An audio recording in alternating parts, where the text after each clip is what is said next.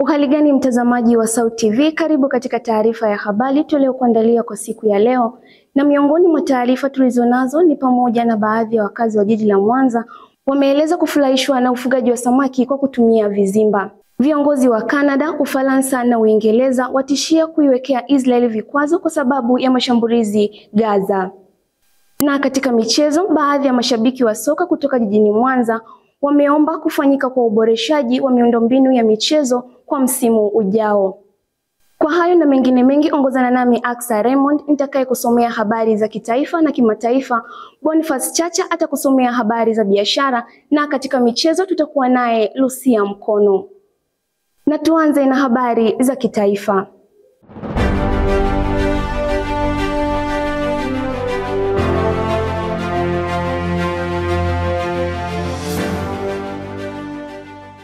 Baadhi ya wakazi wa jiji la Mwanza wameeleza kufurahishwa na ufugaji wa samaki kwa kutumia vizimba, wakisema kuwa umeleta unafuu katika upatikanaji wa chakula na umesaidia kukabiliana na changamoto ya upatikanaji wa samaki wakati wa marufuku ya uvuvi.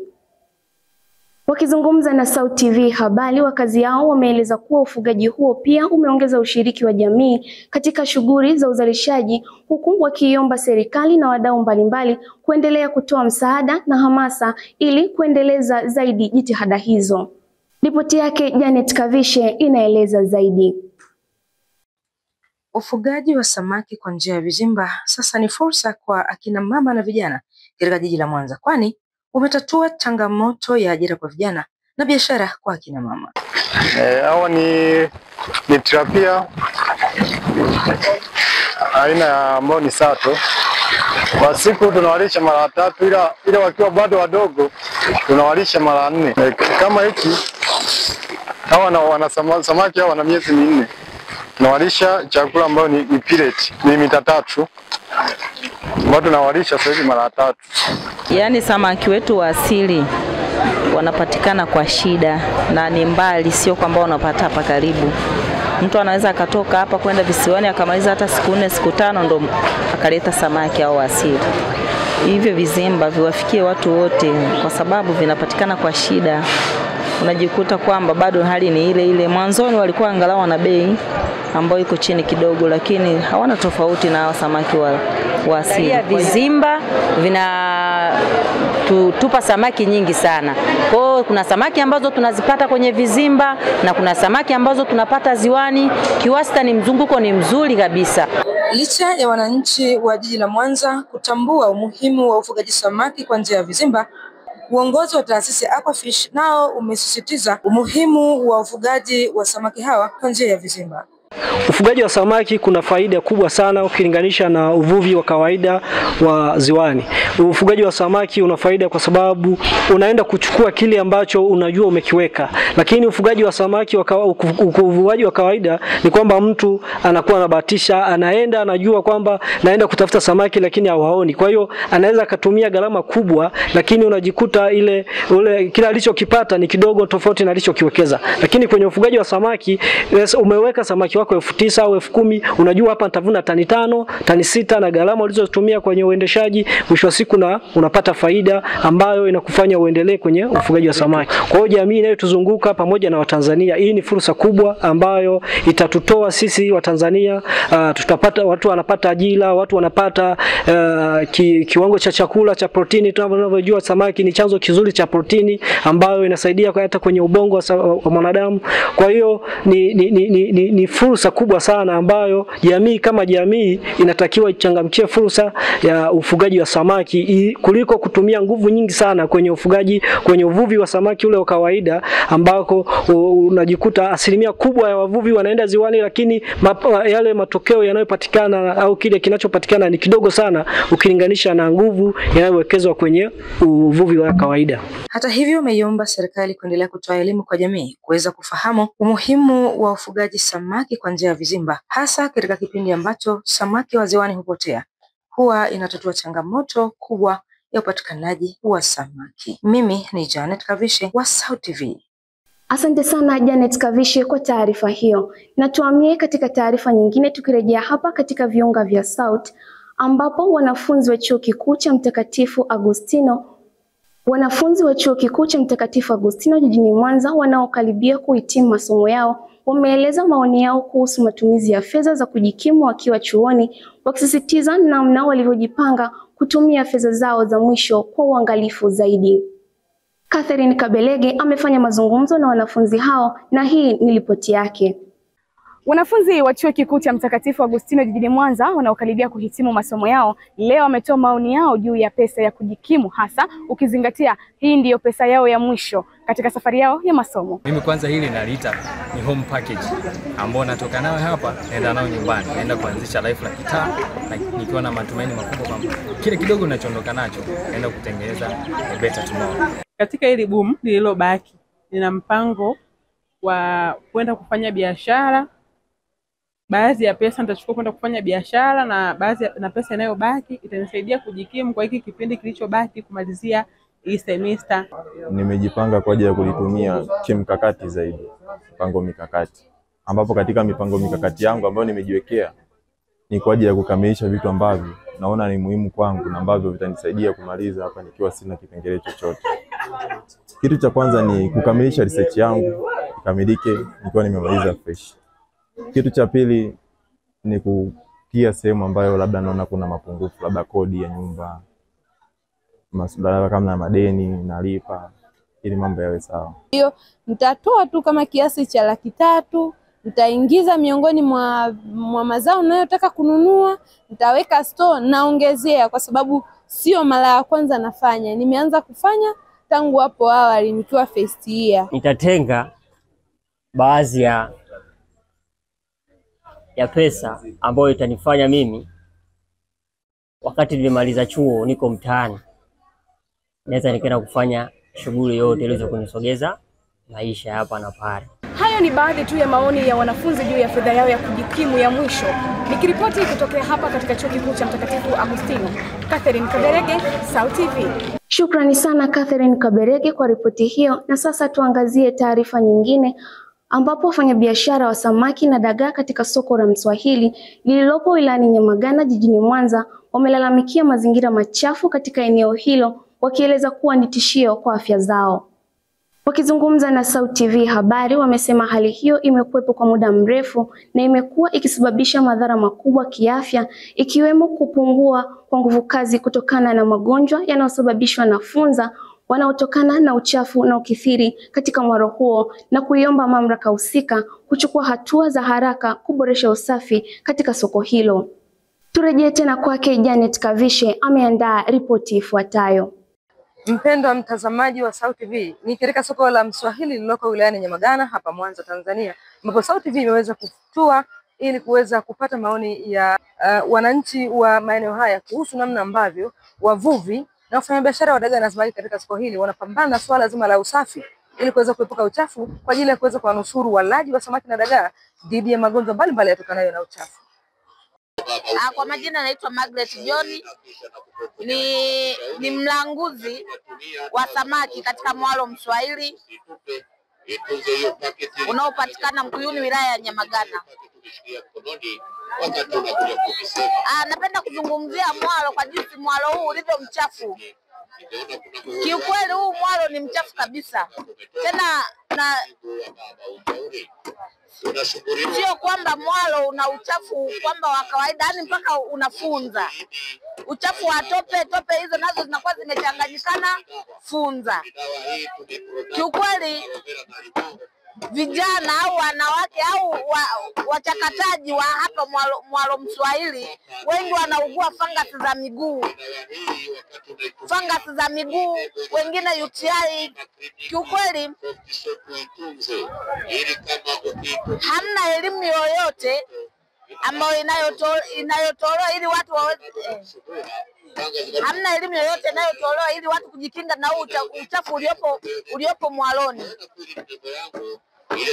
Yaani hata sisi ni walanguzi ambapo samaki zikiwa zipo hapa huwa tunatembea mialo tofauti kwa kutafuta samaki kwa ajili ya kuendeleza maisha yetu. Kiukweli mialo mingine unakuta ni misafi, lakini huu mwalo kwa uchafu umeongoza kabisa.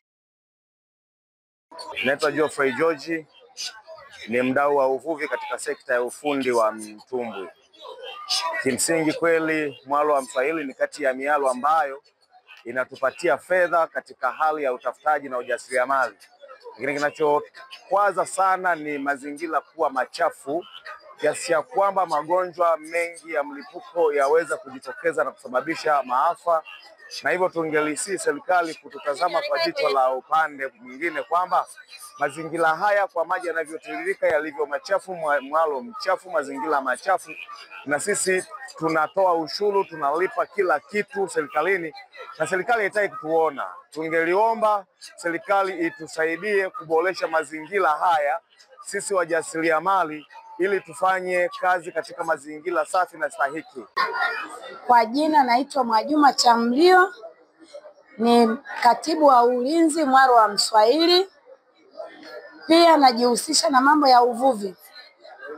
Katika mwalo huu nafikiri kama jinsi watu mnavyoona kuna tope nyingi sana, lakini tunajitahidi kufanya usafi kwa hali na mali, lakini kwa vile mwalo wetu na sehemu ni finyo, inakuwa bado inaonekana kama ni chafu sana kulingana na tope. Hapa kwetu hamna, ziwa letu ni la tope, sio mchanga.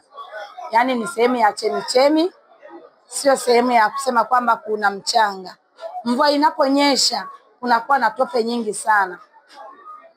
Ningeomba sasa tunaojitahidi kuwa tunafanya usafi, pia na mama yetu ambaye ni viongozi wetu wa juu wajitahidi kutuboreshea mwalo, tuepushe maradhi kwa wananchi. Hayo yalikuwa ni maoni ya baadhi ya wavuvi na wafanyabiashara wa samaki na dagaa katika soko hili la Mswahili, wakiomba serikali iweze kuangalia na kuwatatulia changamoto hii ya uchafu katika soko hili la Mswahili, ikiwemo ni pamoja na kuwatengenezea soko jipya ambalo litakuwa ni suluhisho la changamoto hiyo ya uchafu. Kutoka katika soko hili la Mswahili, mimi ni Janet Kavishe wa Sauti. Asante sana Janet Kavishe kwa taarifa hiyo. Na mtazamaji, taarifa hiyo ndio mwisho wa habari za kitaifa kwa siku ya leo. Tupate mapumziko mafupi, punde ni katika habari za kimataifa.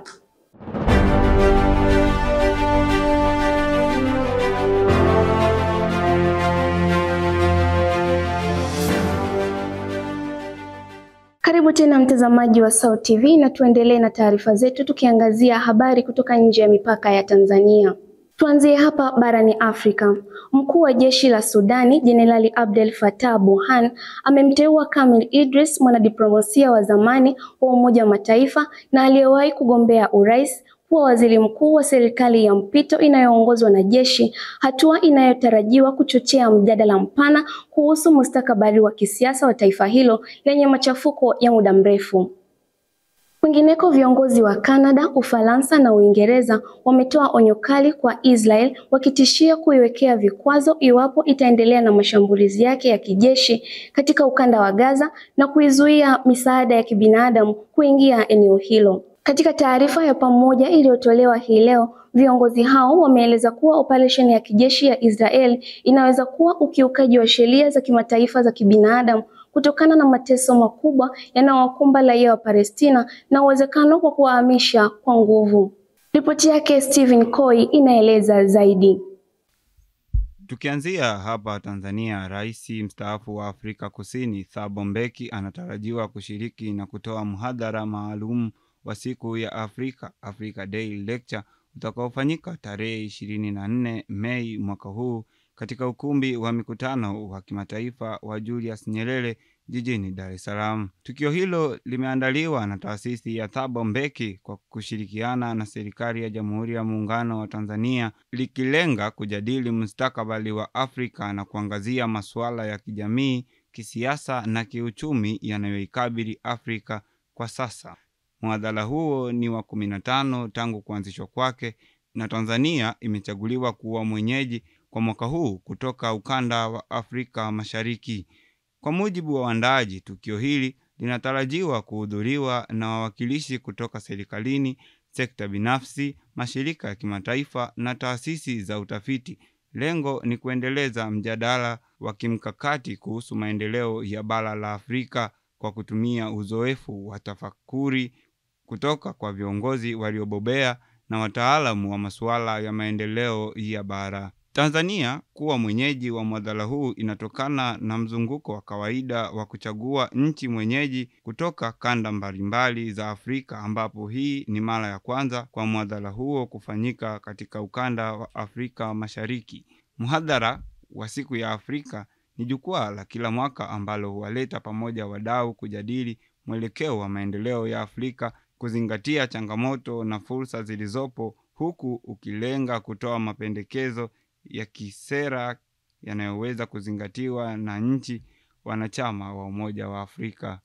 Kwengineko, mkuu wa jeshi la Sudani Jenerali Abdel Fattah al-Burhan amemteua Kamil Idris kuwa waziri mkuu wa serikali ya mpito inayoongozwa na jeshi, nafasi iliyokuwa wazi tangu kujiuzuru kwa Abdalla Hamdok mwaka 2021. Uteuzi wa Idris unafanyika huku jeshi la Sudani likiimarisha udhibiti wake katika mji mkuu wa Khartoum katika mapigano yanayoendelea dhidi ya kikosi cha wanamgambo cha Rapid Support Forces RSF, huku hali ya usalama bado ikiwa tete, huku mapigano haya yakiendelea kuathiri maisha ya raia na miundombinu muhimu katika maeneo mbalimbali ya nchi hiyo. Vita kati ya jeshi la Sudani SAF na RSF vilianza mwezi Aprili 2023 baada ya mvutano kuhusu mpango wa kuunganisha majeshi yao kuwa moja kama sehemu ya makubaliano ya mpito wa kisiasa. Kutokuelewana huko kulisababisha mapigano makali ambayo yamevuruga juhudi za kurejesha utawala wa kiraia nchini humo. Vikosi vya SAF na RSF hapo awali vilikuwa washirika katika mapinduzi ya kijeshi ya mwaka 2021 yaliyositisha mpito wa kidemokrasia ulioanzishwa baada ya kuondolewa madarakani kwa aliyekuwa rais wa muda mrefu Omar al-Bashir mwaka 2019.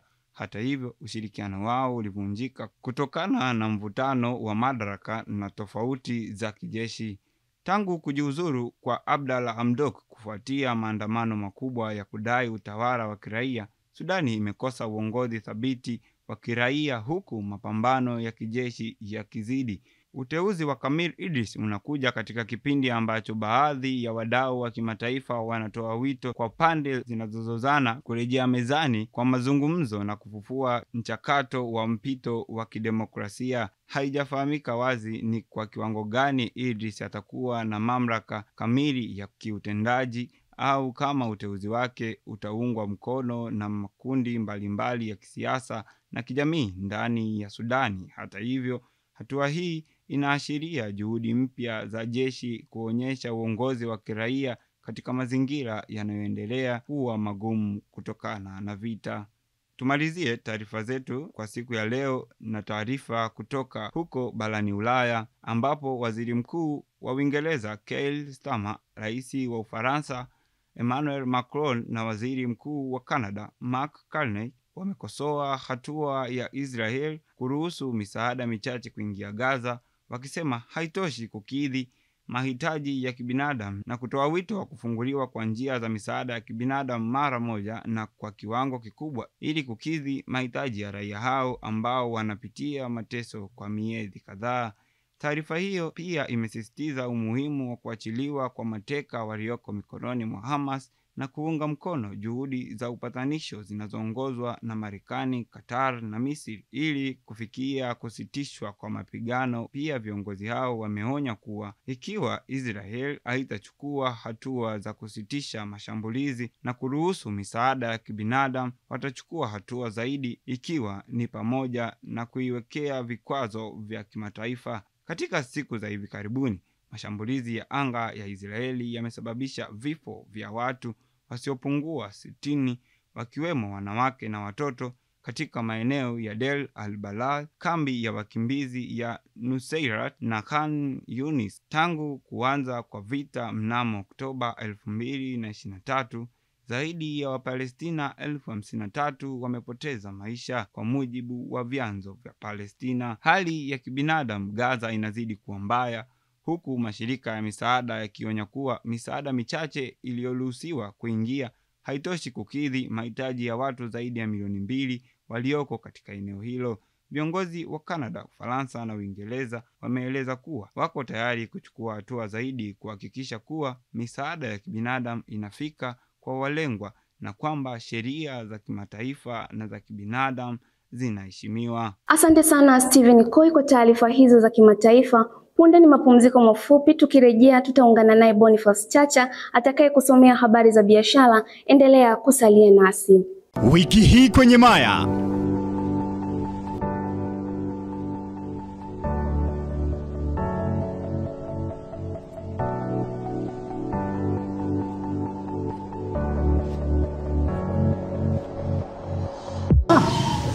Sema ina noma, napambana na mimi mtoto wa mjini. Hapa inabidi niwatafute marafiki zake na yule binti wamshawishi.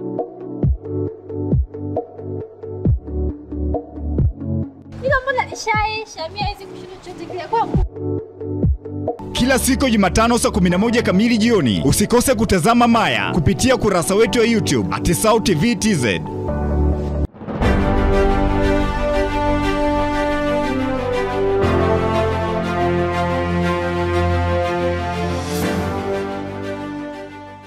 Karibu mtazamaji wa Sauti TV na sasa ni habari za biashara. Jina langu ni Boniface Robert Chacha. Tuanzie hapa Tanzania ambapo ikiwa imesalia siku moja kabla ya kuwasilishwa kwa bajeti ya Wizara ya Kilimo bungeni jijini Dodoma, mratibu wa programu ya Building a Better Tomorrow BBT, Vumilia Zinkakuba amesema sekta ya kilimo ina nafasi kubwa katika kuwa mkombozi wa tatizo la ajira kwa vijana nchini. Akizungumza leo, mratibu huyu amesema kuwa kwa sasa sekta ya kilimo inachangia 26% ya pato la taifa, huku idadi kubwa ya vijana ikiwa bado haijatumika kikamilifu katika shughuli za uzalishaji.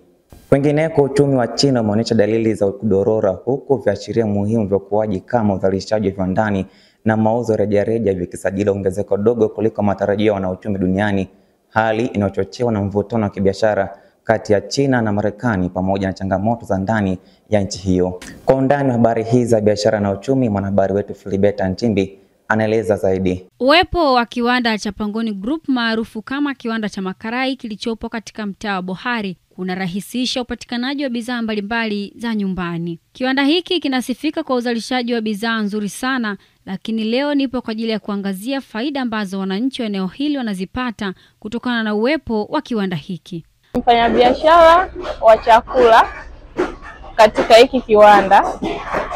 Kiwanda hiki kinatusaidia kwa sababu tunauza chakula na kupitia chakula hicho tunajipatia mahitaji yetu muhimu.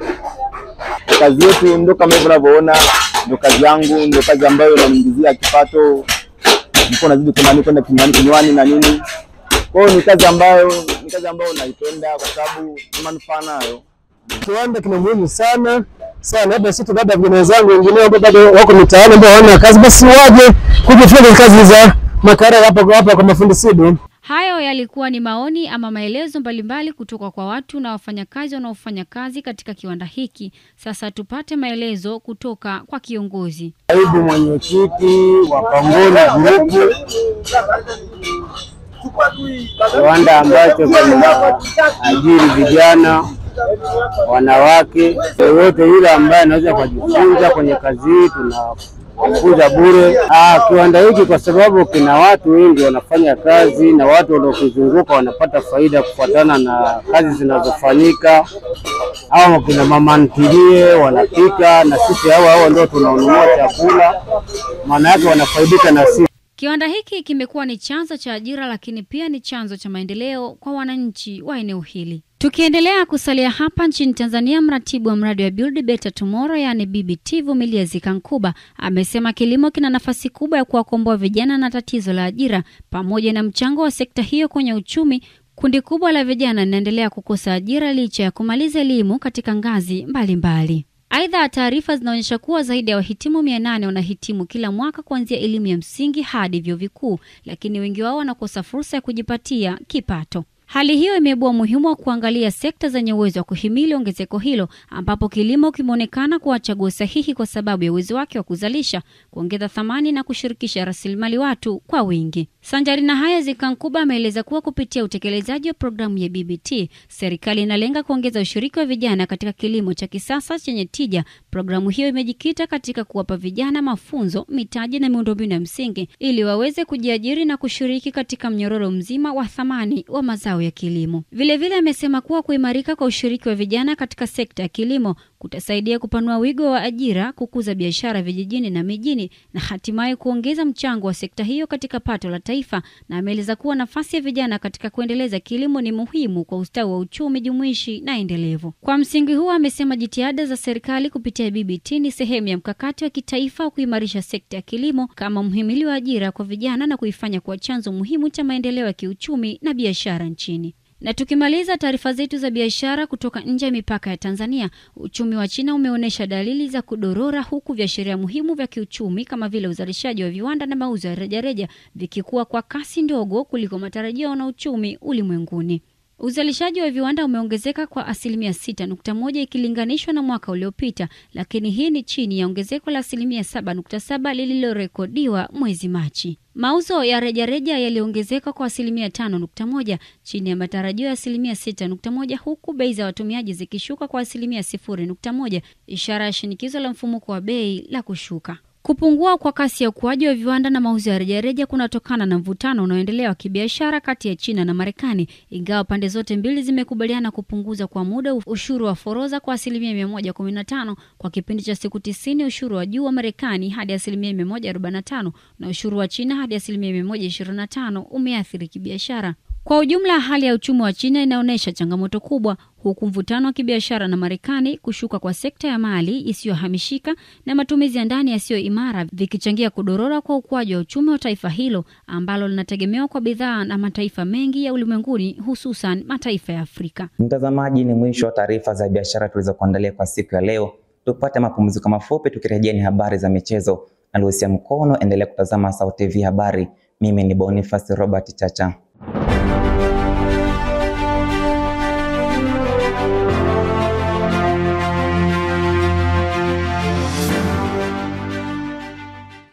Ni matumaini yangu mzima wa afya mwanamichezo mwenzangu. Karibu katika habari za michezo tulizokuandalia ndani ya SAUT TV. Mimi ni Lucia Mkono. Tukianzia hapa nchini Tanzania, ikiwa imesalia michezo miwili kabla ya kutamatika kwa ligi kuu ya soka NBC Tanzania Bara kwa msimu wa mwaka 2024-2025, baadhi ya mashabiki kutoka jijini Mwanza wametoa wito wao kwa serikali kuboresha miundombinu ya uwanja ili kuongeza ubora wa ligi kwa msimu ujao.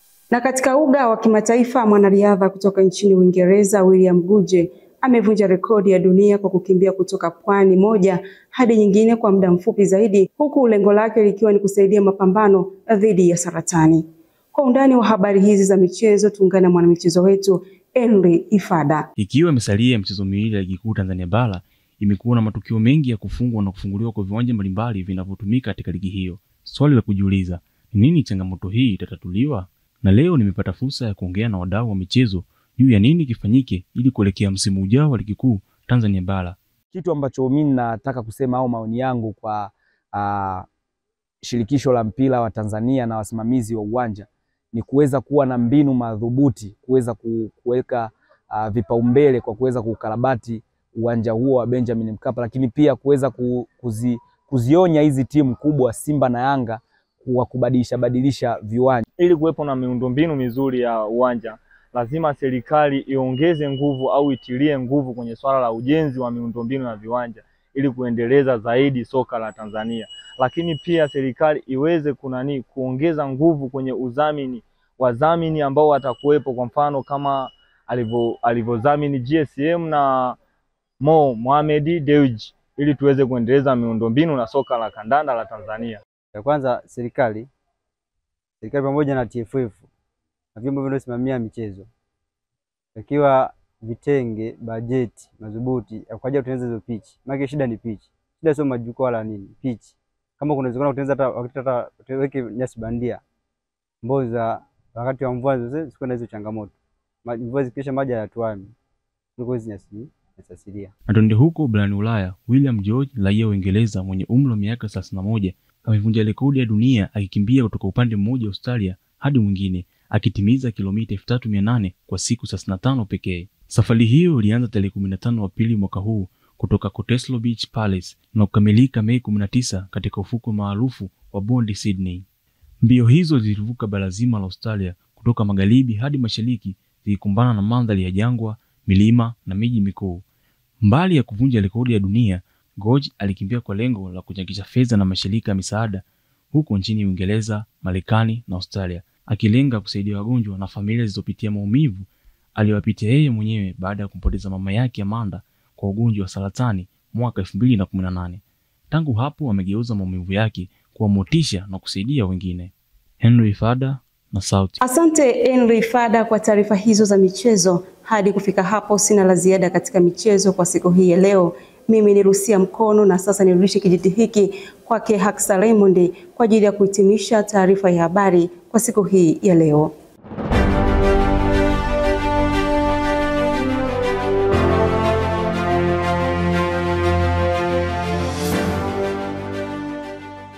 Asante sana Lucia Mkono kwa taarifa hizo za michezo. Na mtazamaji, taarifa hizo za michezo ndizo zinatutamatishia taarifa ya habari kwa siku ya leo. Lakini kabla hatujamaliza taarifa ya habari, tupate tena muktasari wake. Baadhi ya wakazi wa jiji la Mwanza wameeleza kufurahishwa na ufugaji wa samaki kwa kutumia vizimba. Viongozi wa Canada, Ufaransa na Uingereza watishia kuiwekea Israel vikwazo kwa sababu ya mashambulizi huko Gaza. Na katika michezo, baadhi ya mashabiki wa soka kutoka jijini Mwanza waomba kufanyika kwa uboreshaji wa miundombinu ya michezo kwa msimu ujao. Kufikia hapo sina la ziada kwa siku ya leo. Kwa niaba ya wote walioshiriki kuandaa taarifa hii ya habari, jina langu ni Haksa Raymond. Nikutakia utazamaji mwema wa vipindi vingine kutoka hapa Sauti TV. Uwe na usiku mwema.